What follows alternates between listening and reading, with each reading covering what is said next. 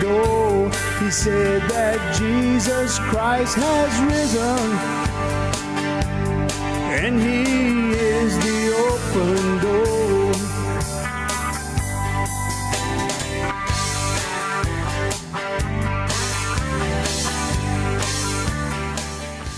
Well, how you doing, everyone? Welcome to this episode of the Cajun Conservative Show, where we talk about life, we talk about liberty, we talk about the pursuit of happiness, and yes, we show the world that Cajuns do have intelligence. Hope you're having a good day, good week, wherever you are listening, or wherever you're at, or wherever you're listening, because this is the day that the Lord has made. We should rejoice and be glad in it. Hope everyone had a good weekend. A lot of things to cover. But before we do that, please remember to like, to subscribe, to follow on the platform you are listening on. Even on the platform you're listening on, I know, like Spotify and Apple Podcasts, you could rate the podcast. You can go ahead and leave a review. If you can, please do that. Give me a good review. Give me a 5-star. Tell your friends, tell your neighbors that the Cajun Conservative is on the airwaves. That helps out more than you know, I promise you. And I love getting feedback from you guys. You can always email me at thecajunconservative5@gmail.com. You can also look at the website, thecajunconservativeshow.wordpress.com. Go find me on TikTok at The Cajun Conservative. Find me on Facebook. All the good social media accounts, we are there, ladies and gentlemen. And we're on Twitter. We're all on that. And that's for me to keep in contact with you guys. I love getting your response. I love you guys. I adore you. As my good friend Scott Ford says, heart bubbles to every one of you. I'm so excited you get to come today and spend some time with me. It is a blessing. It is a joy to go ahead and to dive into that. And also still at the helm, my good friend Hezekiah, producer Hezekiah. Should we call you PK or PH? How would we do it? You know, PhD. That's what we should call it. PhD. Yeah, hey, that works. But anyway, so Hezekiah, welcome back. Thank you for being here. You're appreciated, my good friend. You and producer LB, a brother just searching. Y'all are a great team. Take them pictures. Anyway, so guys, we have to talk about this deal that Biden made with the Russians to free Brittney Griner. I believe I'm saying her name right. Garner, something. I believe it's Griner. So we're going to go with Griner. So who is Brittney Griner to begin with? Well, she is a WNBA basketball star. I believe she's one of the greatest in women's basketball. How did she get into this predicament to where Biden has to make a deal to get her out of jail? Well, Miss Brittney Griner went play basketball in the country of Russia. And when she went there, she did this before and she knew the rules, but she brought some oils that you smoke in a vape. I don't know if it's CBO or CBA, whatever they call those things that you smoke in vape. I don't smoke a vape. I don't smoke at all. I guess you could call him my mentor, or the one I listened to when I was growing up. Rush Limbaugh would always say my formal nicotine hands. I can say my never stained nicotine hands because I don't smoke. I don't do vapes. I don't do none of that stuff. But Miss Brittney Griner did this. She went ahead and she used these oils in a vape that is illegal in Russia. And unfortunately, she got caught. She stopped. I think she was stopped at an airport and they searched her, and she went ahead and she was found guilty of this. Now, before I go on, ladies and gentlemen, I don't think nobody should get 9 years. I don't care what your law is, 9 years for having a substance that you put in a vape. Russia clearly did this because they had an alternative motive for using Miss Griner for what they probably did. They did a prisoners exchange. And ladies and gentlemen, this isn't the first time. We're going to talk about a Marine later on. Mr. Phil Whelan is sitting in prison basically because the same thing. Hyped up charges. They gave him a long prison sentence, and they're hoping us as Americans would go after him, and we should. Ladies and gentlemen, before I go on with this, I want to be crystal clear. I'm glad this American is coming home. That is the bright side of this story. An American is not sitting in a Russian prison no more. And look, there's some American citizens. If you do wrong, hey, we'll you have to how they say that to do the time, to do the crime, you might have to pay the time. Okay, but both these victims of Russia's cruelty to Americans was unjust. I want to say this right off the jump. What the Russians did to Ms. Brittney Griner is unjust. They should have never, ever done this, but they wanted to use this as a political pawn or a bargaining chip, which they did. Skip, 10 months later, this woman stayed in jail because she had oils for her vape. She was sentenced to 9 years in a Russian prison. She went ahead and she served 10 months. And ladies and gentlemen, I don't know if Russia prisons got better, but if you read articles or you read history, Russia does not do prison very well like the United States. They don't have a TV, I believe. They live in harsh conditions, so this is hard. Now, this is where we're going to get to the meat of the issue. President Joe Biden went ahead on Thursday morning and announced that they secured the release of Ms. Brittney Griner, and they announced it that she was coming home. For Ms. Griner, they went ahead and sent a trafficked arms dealer that's from Russia, Victor Bout, in this exchange. And it was a ceremony. They had her wife, they had Kamala Harris there, and this is what the president said when he made the announcements. Moments ago, standing together with her wife, Cheryl, in the Oval Office. I spoke with Brittney Griner, the president said from the White House. She's safe. She's on a plane. She's on her way home after months of being unjustly detained in Russia, held under intolerable circumstances. So who did they go ahead and exchange for Miss Griner, you might ask? As I said, Victor Bout. He is a nationals arm dealer, and he was sentenced, I believe, to 20-some years in prison in the United States because he plotted to kill Americans. Now, ladies and gentlemen, this is where I start wondering. Like I said, I'm happy that we have an American. Everything's good? All right, okay. I'm glad we have an American coming home. This is the problem right here. We gave an international terrorist back to Russia for a basketball player. Now, like I said, ladies and gentlemen, don't please mix. Don't get my my emotions mixed, because like I said, I'm happy we have an American coming home. But shouldn't we've gotten more for this deal, especially when we have a former Marine by the name of Paul Whelan sitting in a Russian jail? After this deal, they reached out to the family of Mr. Whelan, and his brother said, we were told before that he was not part of this agreement. CNN claimed they have a secure phone conversation with Mr. Paul Whelan on Thursday, and he said he was disappointed that he is still sitting in a jail. And ladies and gentlemen, the Biden administration only took 10 months to get Ms. Griner out of prison. This man has been sitting in a Russian prison for 4 months. Now, granted, he was detained in 2018. There is people out there. Years, correction, yeah. 20, I apologize. 25, he's been in there for 4 years.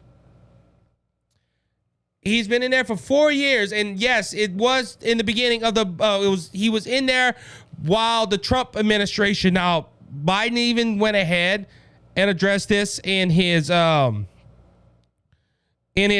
speech, saying that the Russians are. Let me try to find his quote. That the sadly, for total illegitimate reasons, Russia is treating Paul's case differently than Brittney's, he said. That was the president's quote. So now we don't know what they think they have in Mr. Whelan. We don't know. But ladies and gentlemen, just think about this. We left a United States veteran, a former Marine, still sitting in a Russian jail or a Russian prison. And it has taken 4 years or so, give or take, that this man is sitting. He's been sitting in prison since 2018. Yeah, 4 years, 5 years, something of that nature. And Donald Trump couldn't get him out. And the current president is saying that it's very complicated in Mr. Whelan's situation. But it only took 10 months to get Miss Brittney Griner out of jail. Please don't get my emotions mixed, or my the way I'm talking mixed. I'm glad she's out. Even the family of Mr. Whelan said, look, we're happy that she's out of prison. We're happy she got out of that hellhole. We're happy because of that. They just don't understand why their loved one is still in jail. And we gave a terrorist, a national arms dealer that arms terrorists, for a basketball player. Now, Kyrsten Sinema said that this was a one and done. I'm trying to, how can I say it? The Russians said that it was her and that arms dealer are no American whatsoever. Now, ladies and gentlemen, like I said, I don't know what's all the dealings were. This is hard because there's some information that I think a lot of the American people are missing. And I understand that, hey, I understand what the president says. I understand what Kyrsten Sinema. If we can bring one American home, it was worth it. A basketball player that's not gonna look. I promise you, Miss Brittney Griner is not gonna hurt nobody. But this national arms dealer that they traded her for is gonna do what he did before. He's a criminal. He's going to go ahead and hand out guns to terrorist groups. He's going to sell weapons of mass destruction to terrorist groups. He's going to do harm. I know why. I'm going to be able to, I know why they did this, to be honest with you. Because Van Jones from CNN said it the best way. And this is, I had a friend I asked, and he said this was the very Democratic thing to do. What he's meaning by that? The Democrats. Why did the Democrats do this? Why is some of the media is defending President Joe Biden? Because there's a lot of people that still, even some of his own State Department, is scratching their heads on this. But Van Jones defends Garner. You can't allow a black female icon to be treated like garbage. Karine Jean-Pierre made a statement on this slide. Let me find her quote. I thought it was in here. Yeah. I thought I had it. Oh, let's see. Well, Well, let me go. I like to quote it, but let me go ahead. I can't find it at the moment. But Karine Jean-Pierre said something on this line when they asked her a question on it. Let me see. Man, I thought it was right here for some reason. That must be his quote. The name. Okay, but all right. So apparently I can't find it. But she said something on the line when they asked her a question. Why did they release her? She says she's part of the LGBTQ community. She's an icon for black women, and ladies and gentlemen, this was a political agreement.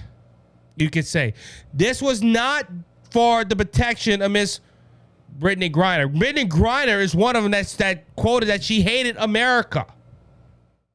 I wonder if she has a newfound respect for America now because the current president and the current administration went ahead and went to great lengths to free her, but not free an American veteran.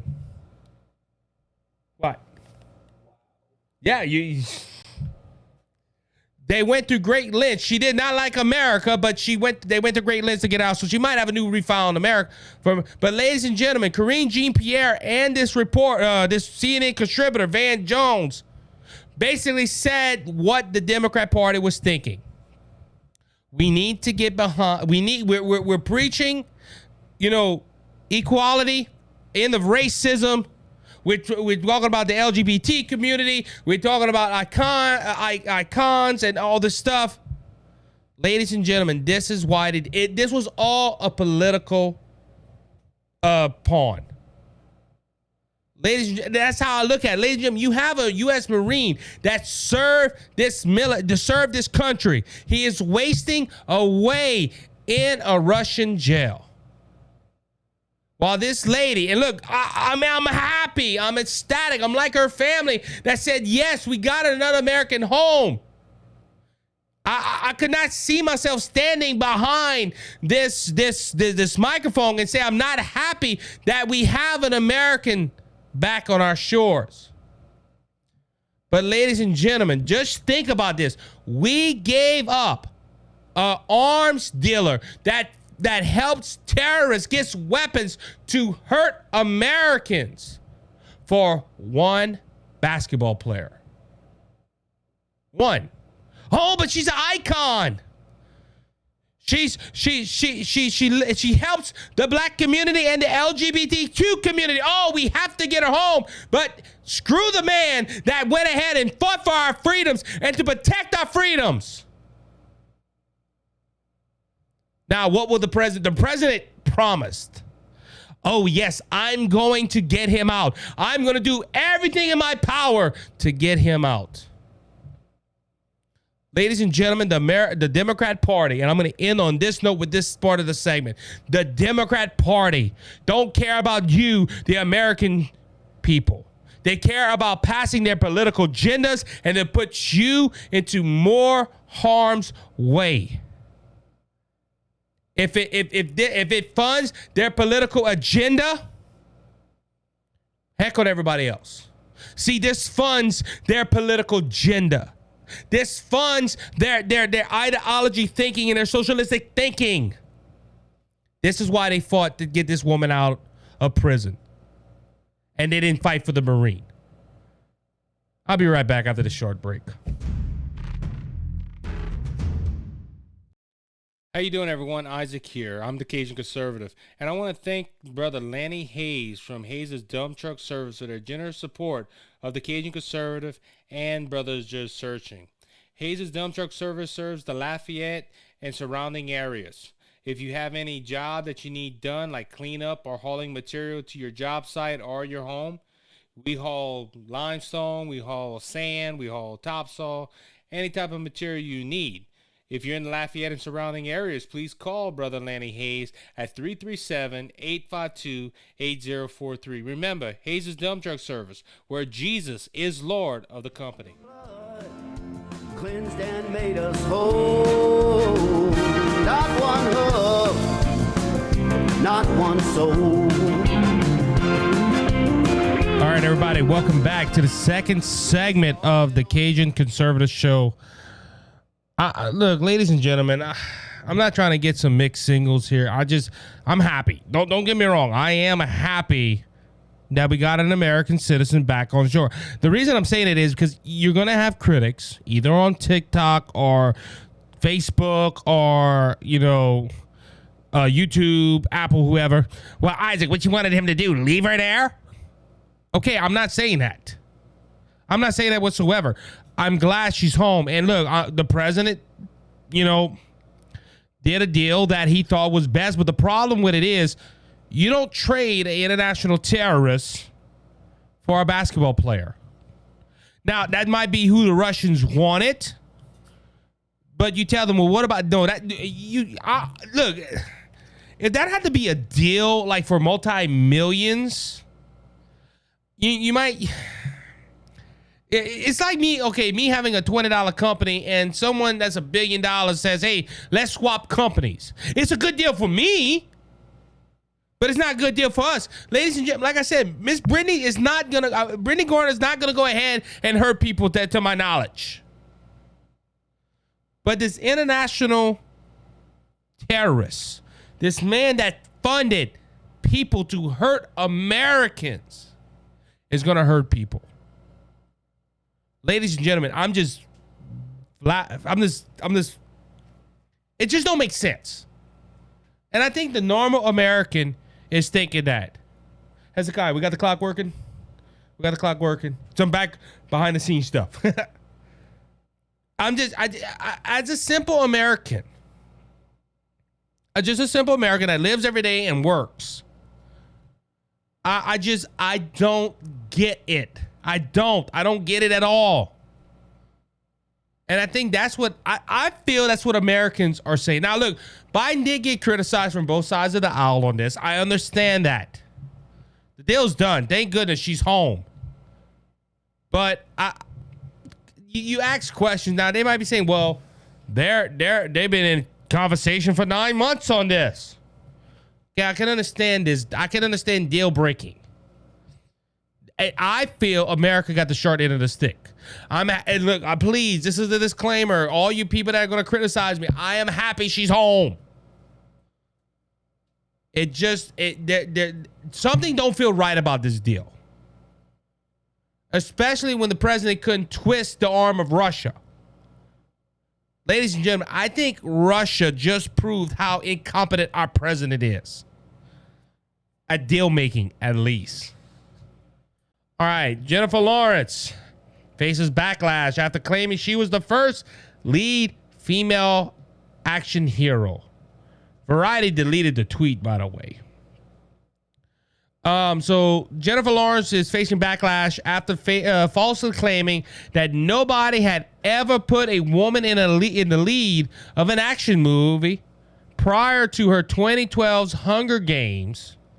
And Variety has since deleted its tweet in which she made that claim. So she went ahead and did an interview with Variety. Some type of I guess it's a plain interview with Variety. Variety is the newspaper for the actors. If you're a big time actor, you like reading Variety, or you gotta get into Variety to make it big. But she made this quote. I remember when I was doing Hunger Games, nobody had ever put a woman in the lead of an action movie because it wouldn't work. Because we were told girls and boys can both identify with a male lead, but boys cannot identify with a female lead. Now, this was Lawrence's claim. Now, there's a problem with this. Just right off the head, Tomb Raider, the first ones, they revamped this show. There is the Hannah.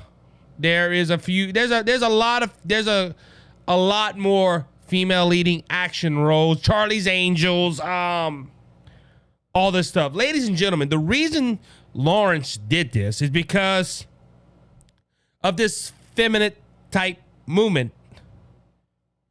You always have to play the victim. See, ladies and masculinity is under attack. You can't be a man no more. You gotta feminize men. You gotta make them look soft. You gotta make them look insignificant. But a woman, she gotta look like she can fend for herself. She can. And look, I'm not having nothing against the Hunger Games. I like the Hunger Games. I have all 4 movies. But for her to say this, first of all, she's puffing herself up like, I'm a trailblazer. It's easy to trailblaze something when it's already been made into a. I'm going to say this right. It's easy to make a path when the road has already been paved. And for Jennifer Lawrence to say this, and I see why Variety went ahead and deleted this tweet, because this is a slap to every woman that played in an action movie before. Like, she was the first. She's taking credit, and she's like, those men. You know, you put men because they can identify with both of them. Men and women can identify with a male lead. Ladies and gentlemen, Jennifer Lawrence is a couple of fries short of a Happy Meal. She's playing a victim. She's trying to promote this woman can take care of themselves, and the men put down women, and that's not so. Ladies and gentlemen, there's a lot of movies before Jennifer Lawrence's Hunger Games in an action-packed movie. And like I said, I have nothing against it. I like the Hunger Games. It's a good movie. But Jennifer Lawrence, the actress, is a couple of fries short of a Happy Meal, like I said, in my opinion. All right, to more pressing issues. Twitter has dropped another. Can you say? I'm trying to say this in the right way. The file. They dropped another Twitter dump of files and things that are happening, and this all happened in the span of a couple of days. But this was done on December 8th of 2022. Well, I believe it was Friday. Released from former New York Times reporter Barra Weiss. Okay. In yet another lengthy Twitter trend, the revelation on Thursday showed that several mainstream conservative voices, from Charlie Kirk to Dan Bongino, were shadow banned by the social media company under the reverse of visibility filtering, or FVF. At one point, Twitter even placed Stanford professor Dr. J. Battertree, can't say that, that's a long name, under the label Trend Blacklist for arguing that the coronavirus lockdown would harm children. Now, this reporter from the former New York Times reporter went ahead and dropped all kind of stuff. So, wrap it up in a nutshell. If you were a conservative pundit, they use the example Dan Bongino, Charlie Kirk, big names in the conservative movement right now. And they would tweet something. They would filter it, or they would go ahead and slow it down with the trend. They would make sure it wouldn't be seen by a lot of people. Ladies and gentlemen, this is revealed because of Elon Musk. Elon Musk did a lot more than just buy a company. Elon Musk saw that free speech was being censored. And thank goodness he bought this. Now a lot of so-called conspiracy theories that were that was supposed to not be provable have been proven. Censor and big tech has been censoring conservatives. Nothing has come out on Facebook because the people that own Facebook are still in ownership of that. And unfortunately, I don't think it's going to be revealed what happened with Facebook unless somebody buys it out. But ladies and gentlemen, Elon Musk is showing the world that when conservatives a couple of years ago were saying we were being censored, we were being shadow banned, our voices were being cut off. Oh, y'all crazy conservatives! How dare y'all think that? How dare y'all say y'all been censored? Twitter ain't censoring y'all. Facebook ain't censoring y'all. Big tech ain't censoring y'all. Ladies and gentlemen, and we have they have dumped some more. There's a third dump, as you can say, of Twitter files or information on Twitter. But ladies and gentlemen, and look, this was Twitter once had a mission to give everyone the power to create and share ideas and information instantly, without barriers. Along the way, barriers nevertheless were erected. They were erected. They came up. Ladies and gentlemen, and they chose some examples for arguing COVID lockdown. Dan Bongino, who at one point was slapped with a search blacklist. Twitter set the account of conservative activist Charlie Kirk to do not amplify. Ladies and gentlemen, this is just disturbing. This is disturbing that free speech has come how tech companies are suppressing free speech. Big tech companies are suppressing free speech so bad right now. And ladies and gentlemen, it is still happening. Don't think because what's happening at Twitter that the other big tech companies are saying, no, we're going to go ahead and stop doing it. Ladies and gentlemen, this is overwhelming. All the information that is coming out. Libs of TikTok was shadow banned.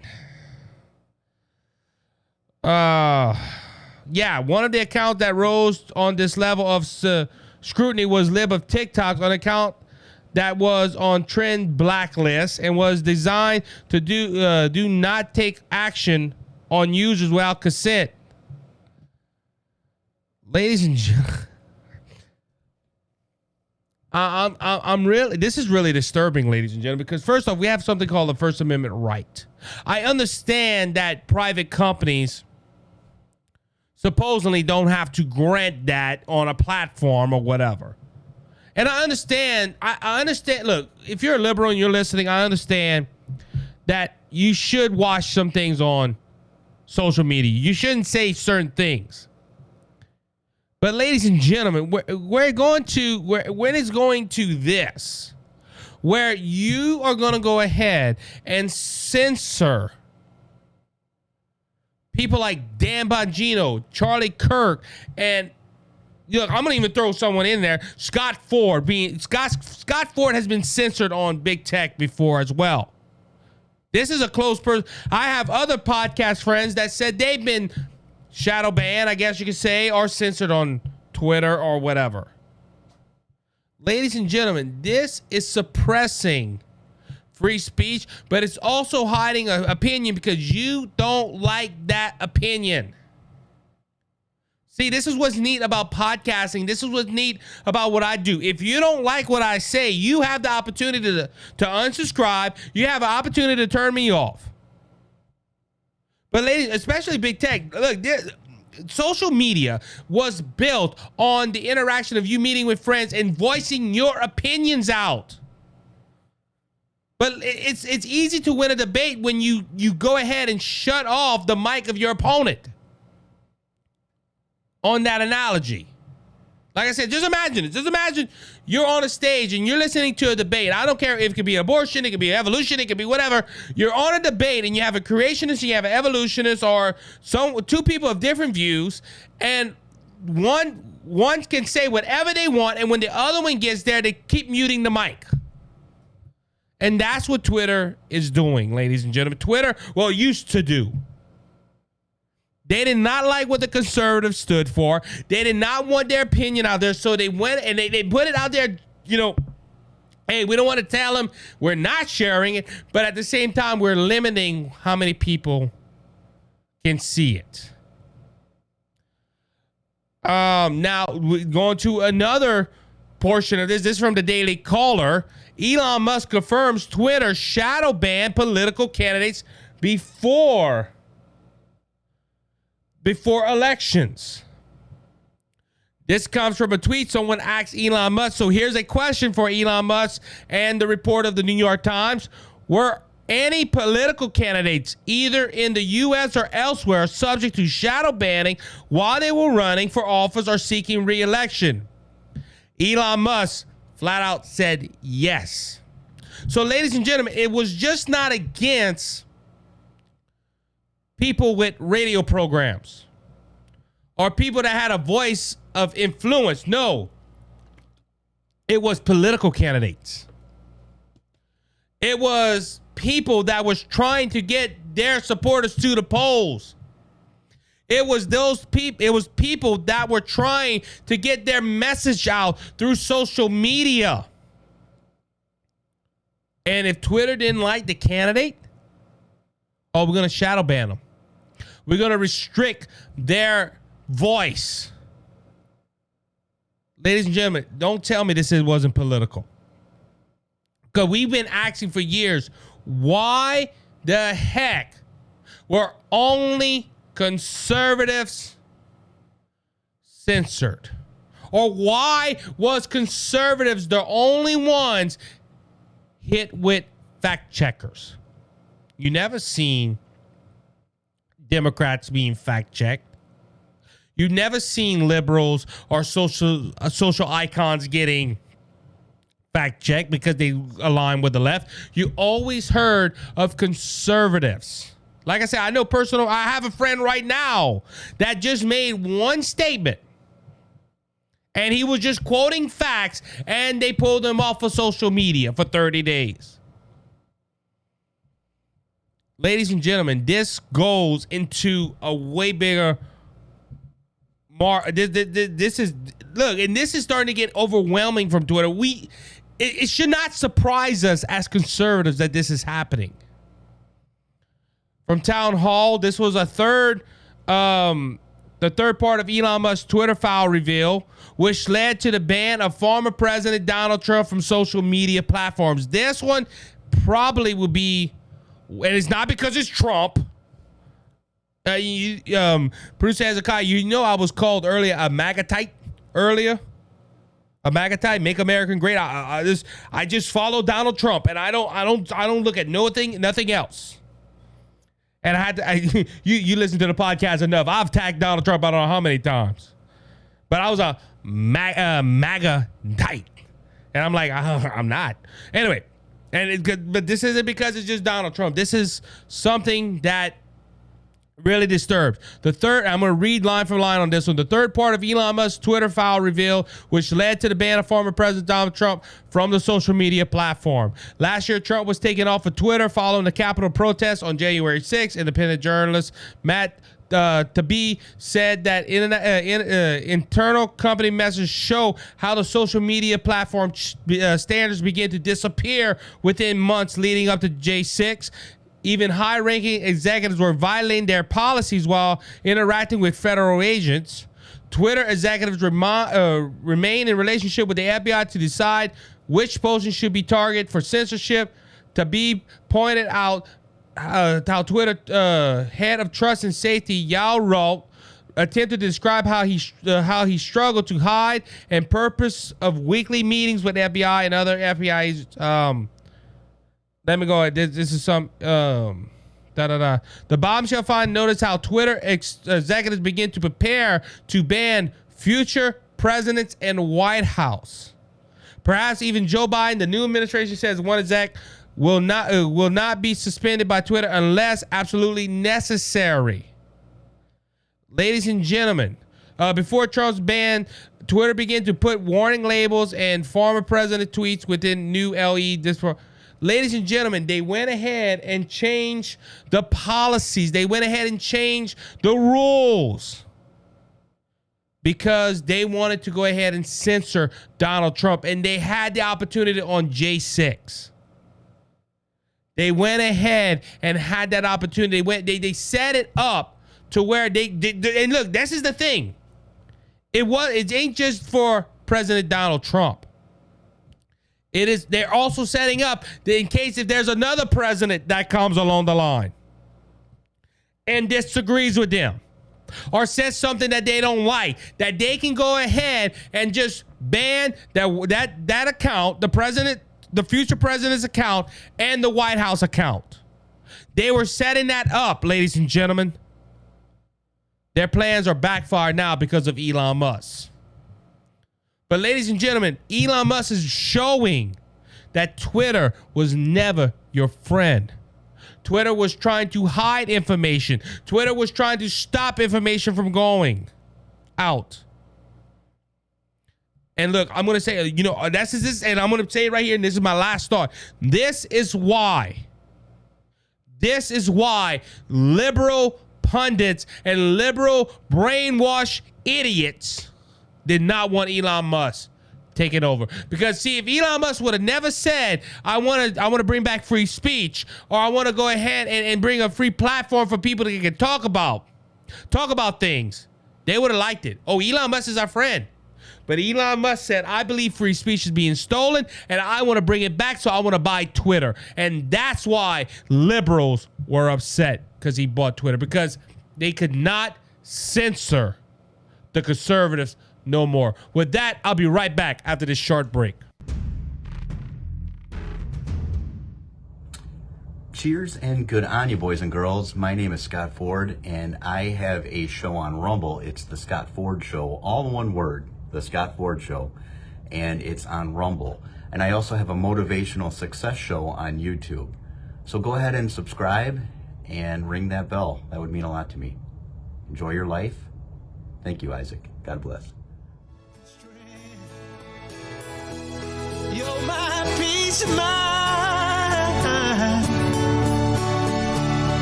when this old world seems to get me down. All right, everybody, welcome back to the third and final segment of this episode. Again, thank you for being with us. Ladies and gentlemen, I knew this was, like I said, there's a lot of things it's coming, but have you ever, like I said, it's coming, but you're still in awe and you're surprised that it still happened? And that's how I am right now. Dem control House passed same-sex marriage bill. 39 Republicans supported it. The U.S. House of Representatives passed legislation Thursday, 215 to 169, that would codify same-sex marriage protections into law, despite opposition from most GOP lawmakers who argue the bill language infringes on religious freedoms. The bill will now be sent to President Biden for his signature, which he will sign. Ladies and gentlemen, I said it earlier. We have an episode that we recorded for the podcast, Brothers Just Searching. And I said the devil's doing everything in his power to stop biblical marriage. And I said he's using his little evil demon minions on Capitol Hill. Ladies and gentlemen, first off, it's no surprise that Democrats supported this. They've been supporting this. I don't know what happened between 1992 to now when President, why did I say 1992? It was somewhere between 1992 to 2000 when Bill Clinton passed the Defend the Marriage Act, where every Democrat said, yes, it is between a man and a woman that's marriage. The Democrats went ahead and took out their own legislation. I'm just thinking about this too, just raw opinion right here. Remember when when the Supreme Court reversed Roe v. Wade, and it was like, it's a shock that they changed the rule. The Supreme Court went against itself. Why ain't nobody talking about this right now? The Democrat Party supported the definition of marriage in the 90s as a man and a woman. That was the definition of marriage by the Democrats. Now, some people might say, well, hold on, you had the Republicans that made the decision too, Well, at least that was the right decision. Almost 30 years later, 30 years, give or take, because I was born in 92, and President Clinton was president at the time. So, but all of a sudden now the Respect for Marriage Act repealed the Defense for Marriage Act, which was passed by a Democratic president.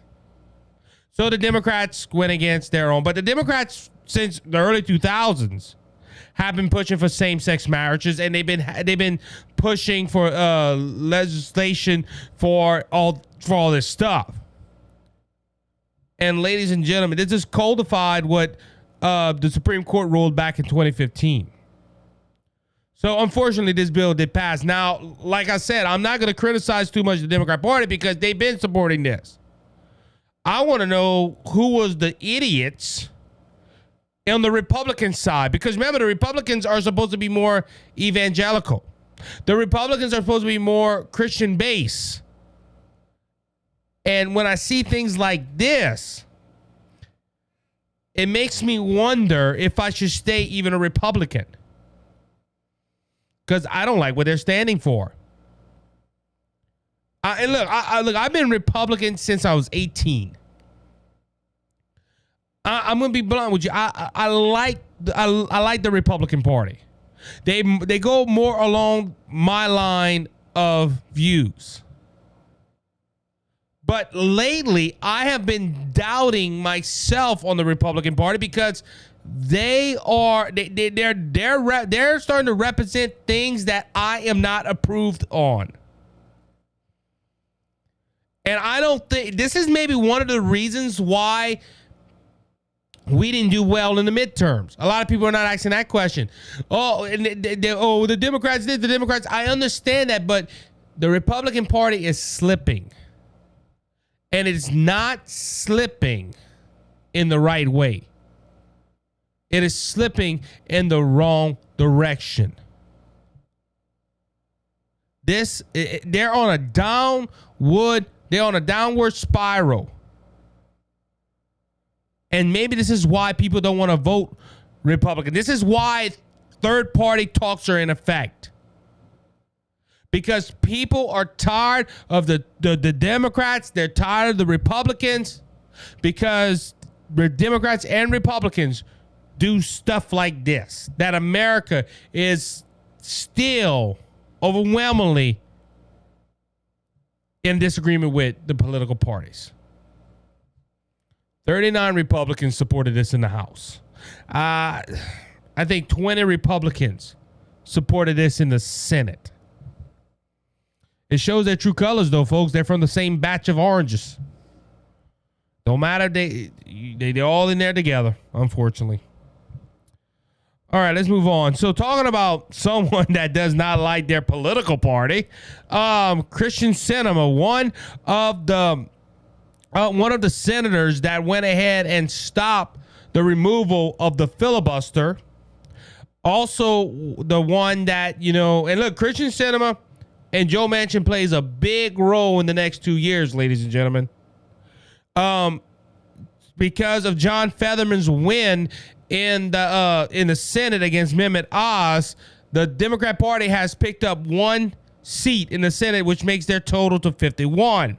So now Kyrsten Sinema and Joe Manchin are in a bigger play now, because if they want to get rid of the filibuster, they don't need both of them. They just need to persuade one of them to get to a 50-50 vote and then get Kamala Harris to do the tie-breaking vote. If that's possible, I'm going to have to do some research on it.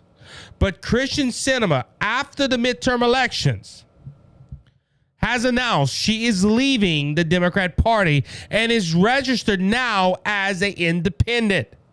She will be the third independent in the Senate. Her views: Americans are told that we have only two choices, Democrat and Republican, and that we must subscribe wholesome to the policy views the party holds, views that have been pulled further and further toward the extreme. Sinema wrote in an op-ed, most Arizonians believe that this is a false choice, and when I ran for the U.S. House and the Senate, I promised Arizonans something different, she continued. I pledge to be independent and work with anyone to achieve lasting results. I committed I would not demonize people I disagree with, engage in name calling, and get distracted by political drama. Sinema wrote on to accuse mainstream political parties in the U.S. of worrying more about blocking each other than the well-being of their constituents. The Senate has been a target of extreme inter-party mudslinging for not falling in line with the rest of her party on key issue, most notably refusing to abolish the filibuster. So, ladies and gentlemen, the way that let me read this one more quote because I think she is right on that. When politics are more focused on denying the opposing party a victory than they are in improving American lives, the people who's lost on everyday Americans, Sinema wrote in an op-ed. So basically, she said, ladies and gentlemen, she does not agree with both political parties. She wants to be neutral. She wants to go ahead and, just get out of that party right there. Now, this is the issue with it raises a couple of issues, but since she's independent, how does the Senate look now? Does the Senate go ahead and go to the Republicans because there's 3 independents, and two of them we know for sure caucus with the Democrat Party. That's how they got the Senate last time. Does Kyrsten Sinema turning independent flip it back 50-50? Well, apparently not. Schumer said that this is the majority leader in the Senate. Schumer says Sinema's flip won't affect Dems' control of Senate subpoena power intact. What is he saying right there? Well, Chuck Schumer says he believes that Kyrsten Sinema is still going to align herself with the Democrat Party. Then why did Kyrsten Sinema change her party from Democrat to independent? Well, we don't know. Now, this isn't going to affect the Senate, ladies and gentlemen. It's still going to be 51-49. Kyrsten Sinema is saying, hey, I want to go against the grain. I want to go ahead and be a bipartisan person. But Chuck Schumer say, hey, I'm not worried about it. Chuck Schumer's not even worried about it because when she became an independent, she went to tell Chuck Schumer, hey, I would like to keep my committee assignments. And he said he agreed. And she also, Schumer added that Schumer departing for the Democrat Party would not change the way the Senate operated. I just, and when I first saw this, I had hope. I was like, wow, maybe Kyrsten Sinema is Stacey Gabbard used to be a Democrat. She went ahead and become an independent. Not independent. She became an independent, but she went more towards the right. So I'm thinking, wow, we might have a chance. It might go back to a 50-50. Ladies and gentlemen, the reason I believe Kyrsten Sinema is going independent is because of Arizona. Ladies and gentlemen, Mark Kelly beat Blake Masterson about 5 points. But Arizona is especially in the last governor's race with Kerry Lake and Hobbs. It's tight. Arizona is a swing state. If they can fix a couple of election issues they have in Arizona would be tight. And Kyrsten Sinema, yes, is all right figure, but she has come against the grain a lot with her Democratic Party. Like I said, look, I commend her and Joe Manchin for stopping the filibuster. For a while, they were stopping the Build Back Better plan. She has proven she is more. She goes to the middle, but her and Joe Manchin proved that at the end of the day, they're going to be left and not moderate. They cave to the Build Back Better plan. Now, we know that Joe Manchin and Kyrsten Sinema do have an election coming up. Now, according to Arizona law, Kyrsten Sinema is going to have to either run as a Democrat or run as a Republican.